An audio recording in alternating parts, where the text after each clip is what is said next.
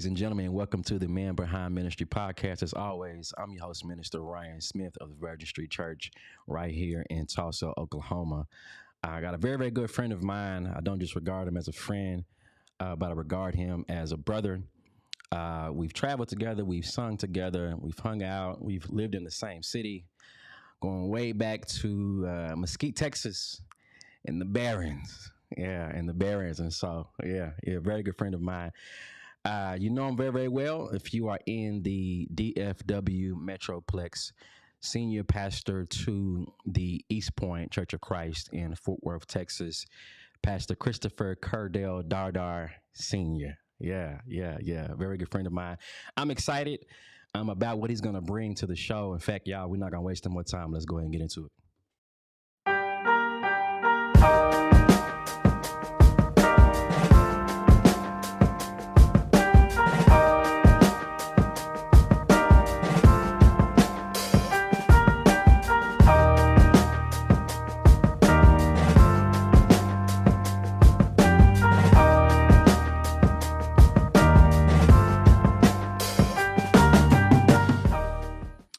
Pastor DarDar, how you doing?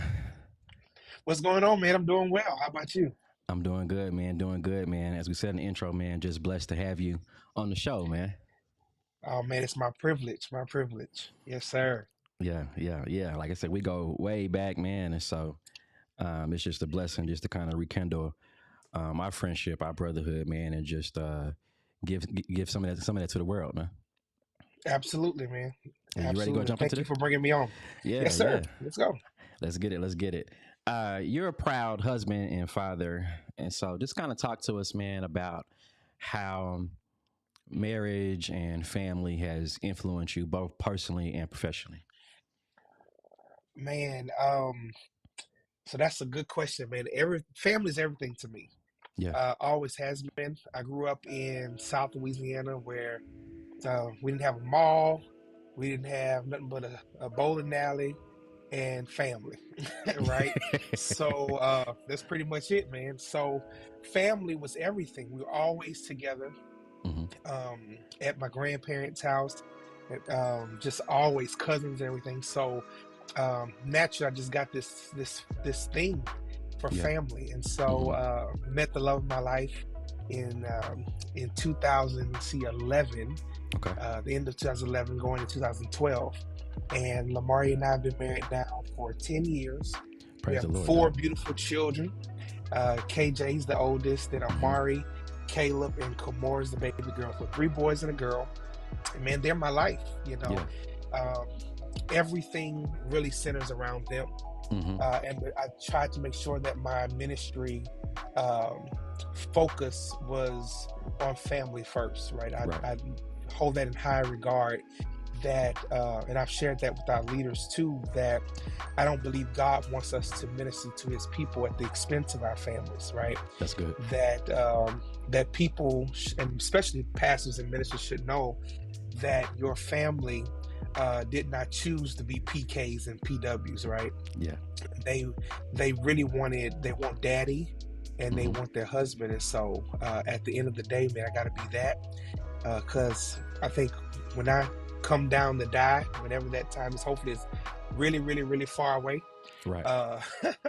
But when it comes down to die, man, you know, there's only a few people that'll be about by my bedside, and I want it to be the people that I really love the most, and that's my wife and my children.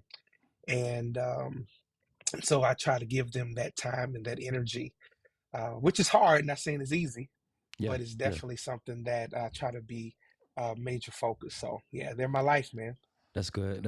And I'm seeing that shift. No disrespect to the pioneers and those that came before us. I think that the mentality then was, hey, you sacrifice everything at the expense of ministry.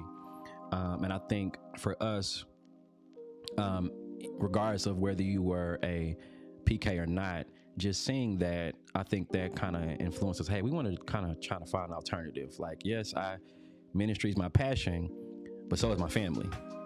And what good is ministry if the people that I'm supposed to minister to first and foremost aren't positive about it? You know what I mean? So So I'm seeing that a lot with absolutely. Absolutely. I've shared this with our church, man, and especially leaders when I do leadership development here, is that as a pastor, I've had the privilege of um, sitting next to people as they're getting ready to transition from this world to the next.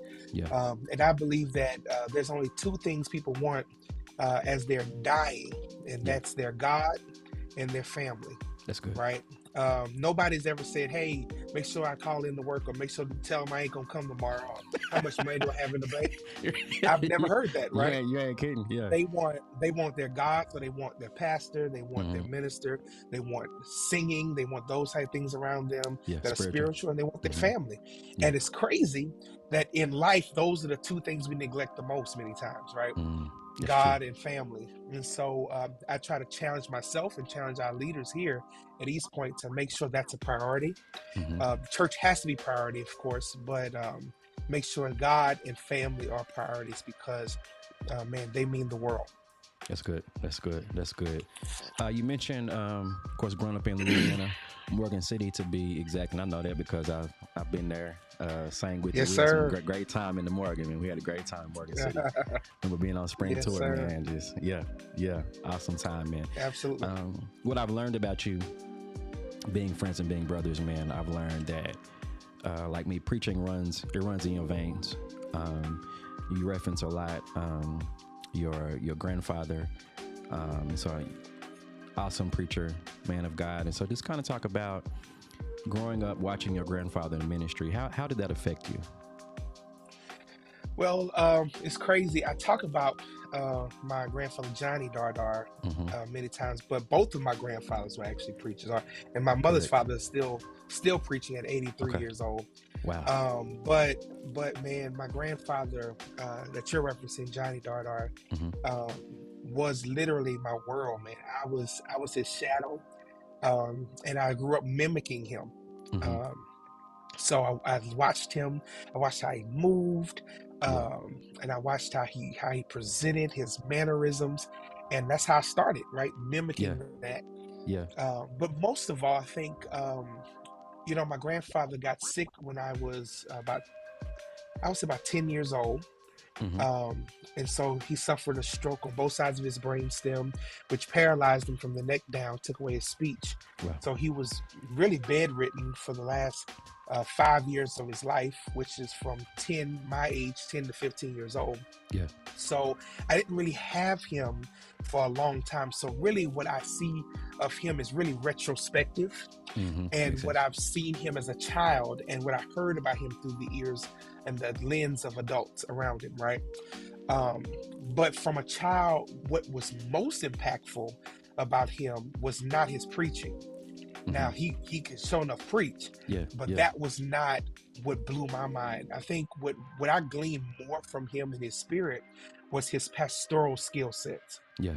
right? People loved him. Like Hmm. they really loved him. And Right. I think that he grew a ministry not just on his preaching ability, but his pastoral skill set. He Yeah. he was at the hospitals, he did weddings, he did counseling, Right. he went out of his pocket to help people pay bills. Hmm. He was at graduations. I mean, that was just him. He was a people person. Um, and so I learned from him that some people are great pulpitarians, Yeah. but you can't build a church if you don't know how to work the foyer. And Correct. so you build a church from the foyer, not from the pulpit. Hmm. And if people can't touch you, if you're not tangible, it's very hard to grow a ministry. And so that really is what I pulled from him, and I pull from him even now, is being tangible. And as you climb higher in this thing, you get more notoriety, your name becomes more sought after. You have to always remember to be tangible. Yeah. That Jesus was always approachable, he was always touchable. That a woman who had an issue of blood could touch the hem of his garment Hmm. while he's walking down the street. And if people can't touch you, then really you don't display the love of Christ. And so I honor him Yeah. in my ministry by being the kind of pastor he was, Yeah. which was a person that, as the song group was practicing, he would sit in the pews and listen to him sing, man, Yeah. Yeah. just to let him know, hey, I'm here. When the women were having, and so I try to be that kind of pastor to my people, in honor of Johnny DarDar Sr. Love it. Love it. Love it. You definitely said a mouthful. I think we're kind of, it's amazing. Like when you are on the outside looking in, most people just look at the sermonic moment, but like you said, the pastoral, the administrative side is so much is not just as critical. Because, your sermonic moment is impactful when people feel like you're relatable and you're approachable, but also you're available. Yeah. Oh yeah. I mean, just being honest, and I know this might sound harsh, but man, you'll see a guy like, man, this guy he can't preach. I mean, you know what I'm saying? It's like, that sounds harsh. But it's real. But this guy, I'm like, I don't, he doesn't have the gift that other people have. I mean, you got some people who could just tear a pulpit, burn it up. Yeah. And then you got some people just like, oh, what's the big deal? But he has this huge church. Mm-hmm. How did he do it? His pastoral skill set. People love him. Mm-hmm. They've grown attached to him, and people don't really care about all the semantics and the theatrics of your preaching if they don't love you. Yeah. You know what I'm saying? And so I've learned that you can be a great pulpitarian, but it's hard to grow a church if people have not bought into you. Yeah. And so that's what I gleaned from him, is that, man, people just loved him, and he could go anywhere in the city. People knew him. He could, if your child was in jail, he could call the judge because he knew the judge. Yeah. He knew the police officers. He knew the mayor. He knew the city council people. Mm-hmm. My grandfather knew, the grocery store clerks. I mean, he knew and of course he was in a time that's different from ours too, where nothing was paid online. Right.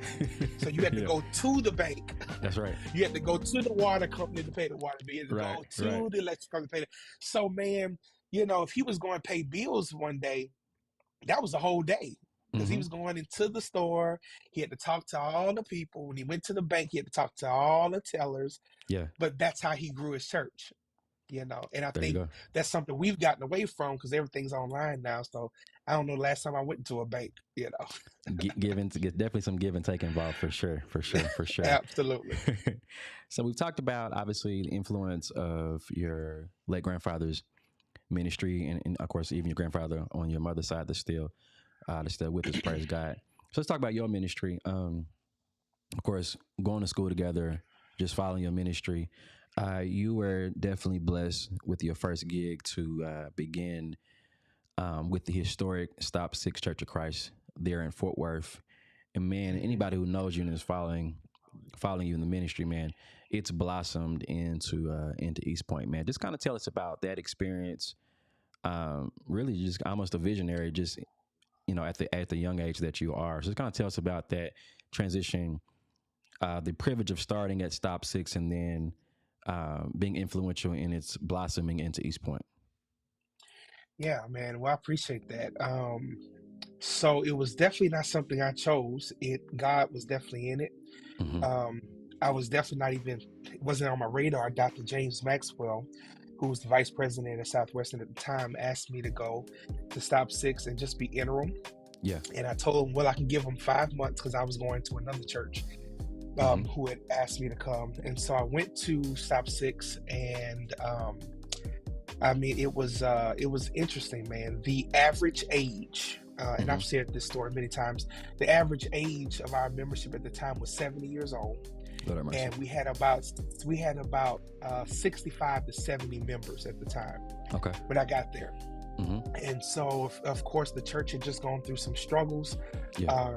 And I came in and it was interesting, man, to see the potential that this church had. And so God, man, shut a lot of doors that I thought were great opportunities. Right. But I've always been a person that just kind of listened into the voice of God. And if God shuts a door, I didn't try to pry it open. There you go. So the opportunities that me to go to another church, those doors began to close and the doors here began to open. Right. And so I stayed here. and the church overwhelmingly asked for me to become the senior minister at the time. Mm-hmm. And so we started working, man. The great thing is that even with an aged church, we had people who really wanted to see the church go to the next level. Right. And so I remember Jonathan Morrison saying something to me early on. He said, man, just let them enjoy hearing good preaching, and just preach love and forgiveness and things like that. And that's what I did for the first year. Yeah. That honeymoon phase. Absolutely. So for the first year, man, I sat in the back. I hardly ever went to the pulpit before I preached. Okay. And I sat in the last pew in the back of the sanctuary, and I observed for a year. I did that, and what I was doing, I was watching to see who had influence, who were the impactful people. When there was a problem, who did people go to? When there was a issue that arose, who moved, who stayed seated, who were the worshipers, who were people who came in late, who got there early. And I was just observing because I wanted to see who did I have that I could really use and utilize to move this ministry absolutely to the next level. And so, man, after that, man, we began to teach and preach about moving to the next level. What did God want? I remember that being one of your early themes. I remember that. Yeah. Next level. Oh, absolutely. Absolutely. Next level. We did next level 1, 2, 3. And we did that for a long time. And, pushing to the next level. And so God just was really good to us, man. Just being progressive in your thinking, right? But not being condescending. Right. And that was very, very vital, is that I never wanted to make people feel like the people that they loved and that they honored, which were Dr. S.T.W. Gibbs and Joe Darrell Gibbs, those people who came before me. They had a great season. Yes. God used them in a powerful and impactful way. And what I was doing was not dismissive to what they did, but I'm standing on the shoulders of what they did. And that's very important, I think, for young pastors to understand that as you come in, a lot of us think, man, we know more, we study deeper. But it's hard for people to understand and to follow you if you're that way. Because you have to understand that Moses got them out of Egypt. And they watched Moses part of Red Sea that they walked across on dry land. Here you are, Joshua, right? And you're trying to say, well, Moses had his time, but it's my time. That's craziness. Those people are endeared and married to the ministry of Moses. And you have to understand that, and you have to be okay with that. But you also have to be Joshua, and you have your Jordan to take them across, right? That's right. And so you have to just say, hey, now we've crossed the Red Sea.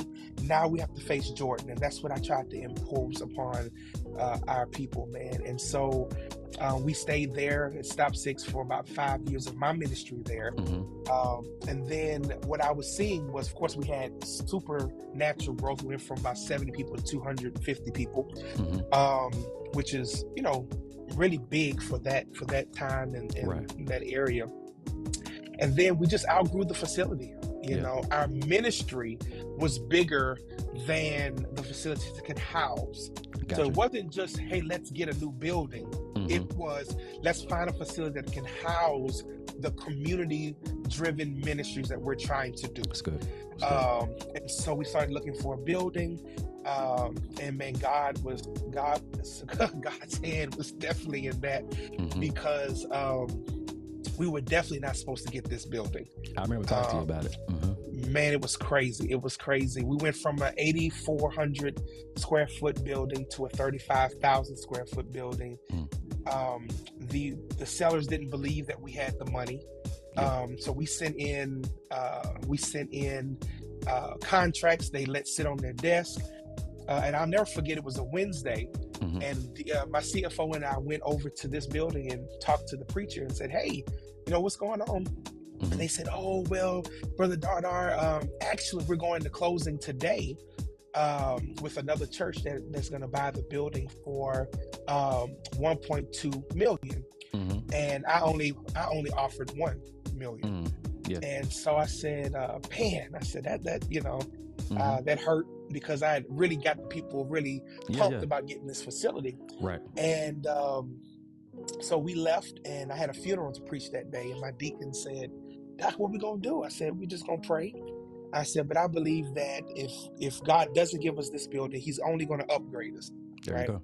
Mm-hmm. And so I told the preacher, I said before I left, I said, well, Doc, I said, we'll be praying. I said, if anything happens, let me know. Call me. Mm-hmm. If Yeah. if anything happens. He said, well, okay, I'll do that. He said, but I don't foresee anything happening. Right. And so I Right. went back to stop 6. I preached the funeral, and it was a Wednesday. So it was about 6 o'clock right before Bible class. I got a phone call, and the preacher here at the time said, he said, DarDar, what did you preach? Or what did you pray, rather? I said, what are you talking about? He said, well, we went to closing, and the church that was supposed to buy our building, their account was frozen. Mm. He said, and we don't know, they don't know what happened. We don't know what happened.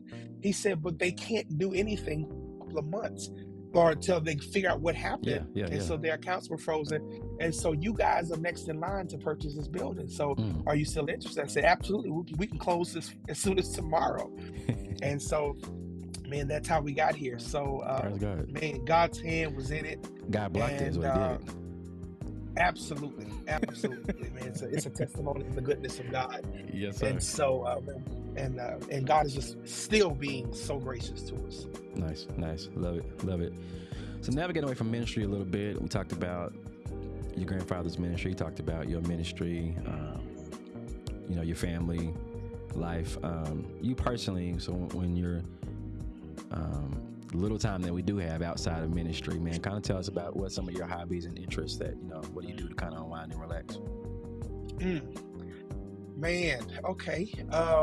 So I'm a Pisces. I don't know how much that means to Christians, but anyway, I'm a Pisces. One in the same. And so, man, I love water, man. Yeah. I'm a water guy. So swimming, beaches, boating, fishing, walking by the lake. Anything water related. Mm-hmm. Anything water related, man. That's all me. Yeah. So I love that. So you'll find me from time to time just walking around the pond, swimming, going out to the beach or something like that. That's me. I also love to travel. Mm-hmm. So travel is my thing, man. I feel like there's so much world out there to see. And so I want to see a lot of it before I get out of here. And so going to different countries and seeing different countries and different cultures, I love that. Uh-huh. So, and then family time, man. I always have the family over to the house, to the point my wife be like, okay, that's enough, right? I can see it's just kind of how I grew up. Okay. Absolutely. Yeah, she'll tell you in a minute, okay, not this Sunday. Yeah. But for me, it's never a question. The family can always come over. I don't care how tired I am. I just love them. And playing spades and dominoes and clowning and watching movies. That's my thing, man. So yeah, that's my unwind, chilling time. And then watching a couple of shows on Netflix or something. I'll just chill with that. So yeah, that's me. Okay. Nice. Lastly, man, you pledged Alpha recently, man. So congrats on that, man. Yes, sir. Yes, sir. Yes, sir. I mean, we know there are several frats and sorors around. So kind of tell us what led to you pledging Alpha. Well, man, I always said if I ever pledged that I felt like I would pledge Alpha Phi Alpha, because it just aligns with who I am. Just the intellectual astuteness of the fraternity, it being the first Black coming out of the Niagara movement, and just really being a group of guys, our founders, that really saw the need for Black men to have a place to display intellectuality, to be able to just fellowship with each other, and do something positive in the community, just was attractive to me. As I grew older, and really just knee deep into community activism here at East Point. Hmm. I was just looking for, I said, man, this is the time. I finished Yeah. my doctorate degree. That was the only thing that I hadn't Congrats, done by that the I way. really wanted to do. Appreciate it, man. Yes, sir. And so yeah, I reached out and just said, hey, I'm ready to kind of get involved because I wanted to be a part of a group of African American men Yeah. that were doing positive, impactful work in the community. And man, it's hard to beat alpha men when it comes to community activism, when it comes to That's right. voting rights, Hmm. education, things like that, man. Alpha Phi Fraternity Incorporated is second to none. Hmm. And so, and just the network and the net worth Yeah. of intellectual ability and prowess and just the far reach, the international reach of Alpha Hmm. Phi Alpha Fraternity Right. Incorporated. It's just powerful, man. And to be a part of that is just great. And of course, I wanted to be a part of that and to utilize and connect that to East Point. And we've done that even in the short time I've been a part of the fraternity. Yeah. But it's been great, man. It's been great. Nice. Yes, Lastly, sir. you did mention them, and I can't let you get out of here without talking about it, man. You black and gold, man. And they're not really Saints ain't doing too well, man. How you feeling about that, man? I just Doc, I almost hung up this thing on you, man. Well, let's Doc, let's talk about it, Doc. Let's talk about it. You see, I'm a child of God, Doc. You are. And there's only one team you can read about in the Bible, Doc. And Paul said to the saints at Ephesus, Doc, to the saints at Corinth, Doc. He never said nothing about a cowgirl. I mean, about cowboy, Doc. What we do read though is there was a here you go. There was a star. There was a star that helped the wise man, guided them to the Lord, and it was a star. It was a. I think that was. So if it's that star, now that's the question. Now, if it's that star, it is that star. Why hasn't it led y'all to the Super Bowl? Well, see, the thing is, just like Jesus let people crucify him. Yes, he did. Yes, and so we're allowing it to happen right now. But one day, yeah. One day, Doc. One day, Doc. I don't know. Were you even born the last time? I was 7 years old, and I do remember. Doc, you were in elementary school, Doc. I remember second grade, Doc. I remember. That's a long time, Doc. That's a long time. Hey. But you know what, Doc? Let me see if I can show you. Let's see if you can see. You see that up there, Doc? We do see it, Doc. Okay, that's my. Let me see if I can move a little bit. That's my. Right there. This is Sister Nora Piles right here. Yeah. And she was a huge Cowboy fan. Yeah. And she's passed on now. This was her Cowboys blanket. Mm-hmm. And one Sunday when the Cowboys played the Saints, we would always have this rival with each other, man. Mm-hmm. And so one Sunday I got to church real early. She had her own seat. Yeah. She'd always have this blanket in her seat. And so man, I got to church early and I switched out her Cowboys blanket with my Saints blanket. Oh, Lord have mercy. And man, she got to church and she looked down, man, she took that blanket, she threw my blanket on the floor. and man, we laughed. And so when she passed away, her family wrapped it and gifted it to me. As just this, symbol of our love and our love-hate relationship with the team, man. But that's always in my office. I understand. I understand when the Saints and Cowboys play. Yeah. Doc. Yeah, it's a thing, man. My church is a Cowboys church, so down here, if it ain't Cowboys, I got a bunch of Steelers fans, and they, wow, man. Yeah. We got all kind of folk here, man. But the Cowboys. They strong in DFW. That's right. So, that's right. As well as they should be. Yeah, but they're not playing the Saints. I root for them. That's all right. I'll text you every now and then and say, Doc, what happened, man? And I'll text you as well, like, y'all all right? Y'all okay? Yeah. just checking in, Doc. Just checking in. Yeah, Doc. Yeah, Doc. I understand, man. Yeah, I understand. yeah. Definitely appreciate you, man. Lastly, this is the real last question before I Okay. let you go. Gotcha. Come on. um, man, just on a serious note, I mean, the whole reason and intent behind this, man, is just to let clergy, fellow members, and just the community know, like, hey, man, as ministers, as pastors, man, we are human. We do let our hair down when it's time. Even ministry is definitely a passion of ours, but we are people. We do love our families. We do love our spouses, our children.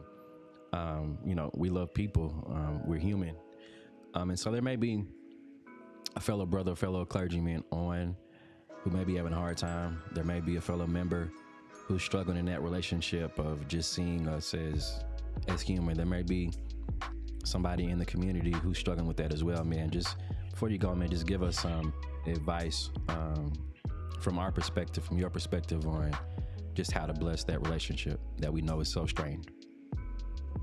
Yeah, man. I think people are hungry for authenticity. And that's a fine line you have to walk with members and other clergy.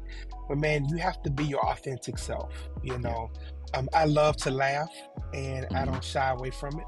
I'm a crybaby. My church knows that, man. It's all right. I cry at the drop of a dime. Same. And so people know that, and they see my true heart. And it helps that relationship to blossom when people know that when they see you, they're seeing the real you. Right.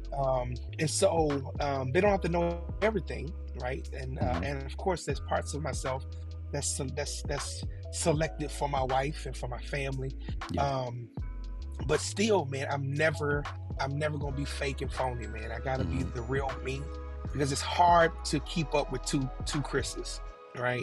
Yeah. So I only have to keep up with one guy, man. And so I try to be that for my people. I love my people.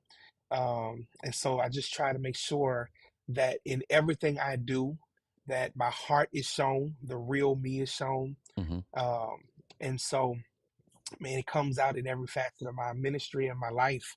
And I just hope that whenever it is my time to go, that people will say, man, that guy, that he had a heart of gold. He loved God's people. And no matter if they knew my preaching or they knew my singing or whatever it was, man, that they saw me in my authenticity.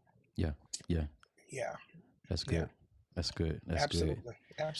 Bless you, man. Well, Doc, we definitely appreciate you, man, again, taking the time to come and just bless us, man. You've definitely been a blessing to me personally. And I know all who are watching live, and even those who are going to watch on the replay, man, I know they're going to be blessed because of this exchange that you and I have definitely had, man. Before we go. Yes, sir. We know, as we said, it's a technological world. This whole platform is social. Man, tell the people, man, tell the viewers, how can we find you in the ministry on social media?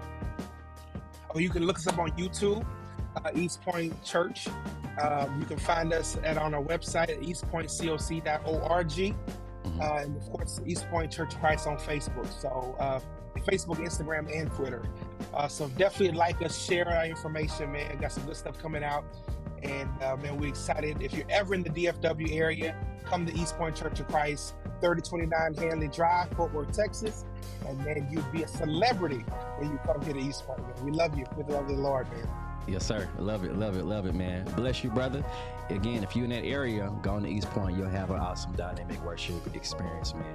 Remember, we do this every Thursday, 7 p.m. Central Standard Time. If you are a first-time viewer, welcome to the show.